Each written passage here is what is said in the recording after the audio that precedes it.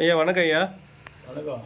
இப்போ பார்த்தீங்கன்னா நம்ம செந்தூர் முருகன் கோயிலுக்கு வரணும் அப்படின்னாக்கா ஒரு மாந்திரிகம் அப்படின்றது ஒரு கெட்ட விஷயங்களே கிடையாது. சித்தர்களால் அருளப்பட்ட ஒரு நல்ல விஷயங்களான விஷயம் தான். அது நீங்கள் சிறப்பாக செஞ்சிட்ருக்கீங்க. அதை நாங்களும் கண்கூட பார்த்துட்ருக்கோம்.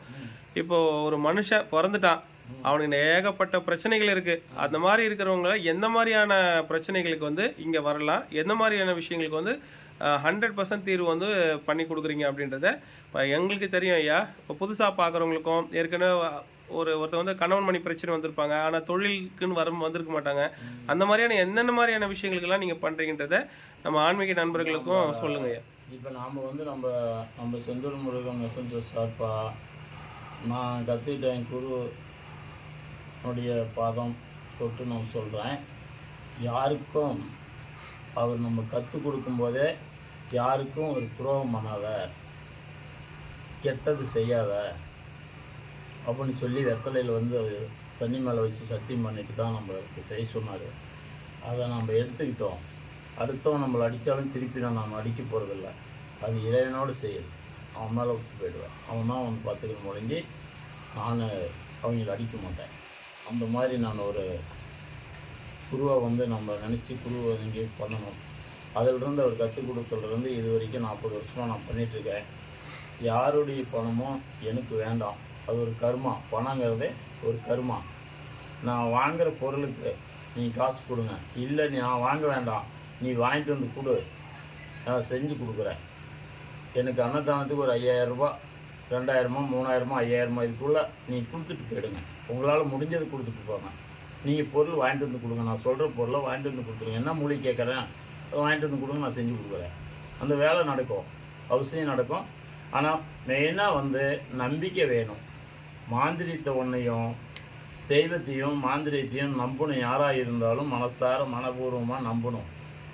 நம்பினவனை கண்டிப்பாக கைவிடாது கடவுள்.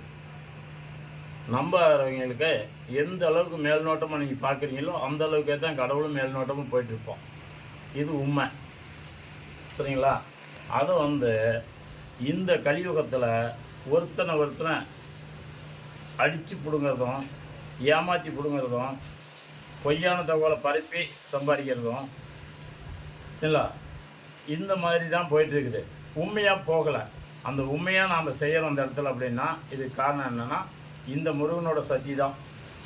இந்த முருகனோட சக்தி தான். அகத்தியனுடைய ஆதிக்கம் தான் இங்கே நடக்குது. இந்த இடத்துல அகத்தியனுடைய ஆதிக்கம் தான் பண்ணிகிட்ருக்குறோம்.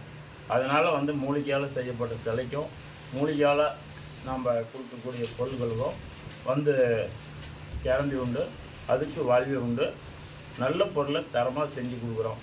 என்னென்ன செய்கிறோம் அப்படின்னா வந்து தொழில் சம்பந்தம் பண்ணி கொடுக்குறோம், புரியுதுங்களா? அதே மாதிரி உடல் நலம் சரியில்லாமல் ஒரு காற்று குடிச்சு பேய் பிசைச்சு காற்று கருப்பு பிள்ளிச்சோனி ஏவல் ஏதாவது ப்ராப்ளம் இருந்துச்சுன்னா அதுக்கு உண்டான வேலைகளை செஞ்சு கொடுக்குறோம்.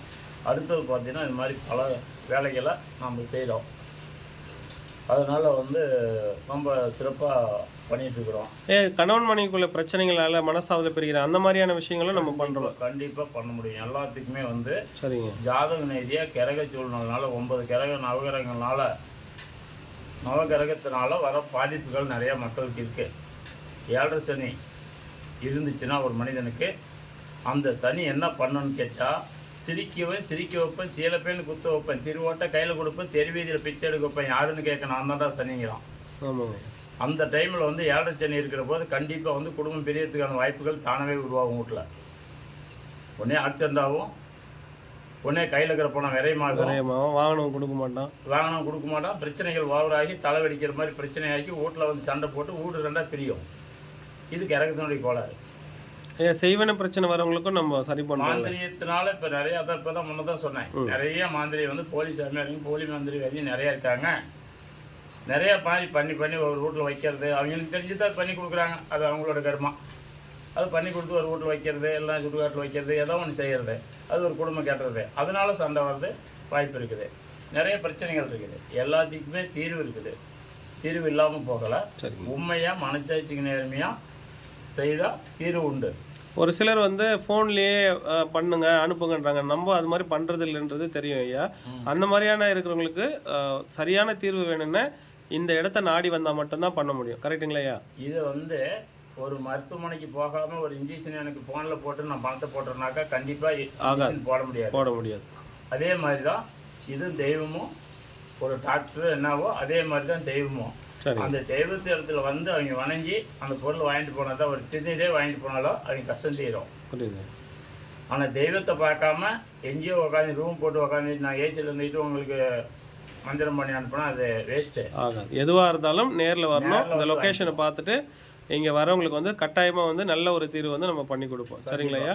கண்டிப்பாக. சரிங்க, ரொம்ப சந்தோஷம் ஐயா. அது யாருக்கு என்ன பிரச்சனை இருந்தாலும் இந்த ஸ்க்ரீனில் தெரியல நம்பரை பார்த்துட்டு தொடர்பு கொண்டு அட்ரஸும் லொக்கேஷனும் இதுலேயே இருக்குது, நீங்கள் அதை பார்த்து வரலாம். நன்றி ஐயா.